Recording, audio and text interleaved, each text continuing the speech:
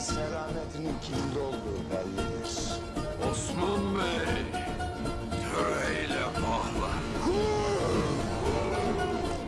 Yüce Aksaray'ı 2 defa kim fethettiyse Aklınla yolam.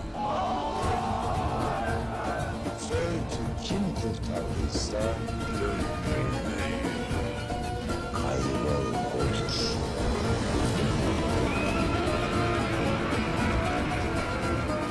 Türk obaları Osman'ın arkasında asla birleşmemeli. Buna müdahale mi edeceğiz? Yoksa durup seyredeceğiz. Müslüman olacak. Buna bir mani var mıdır? Bu Targun Hatun oyunu bitmemişe benzer Osman Bey.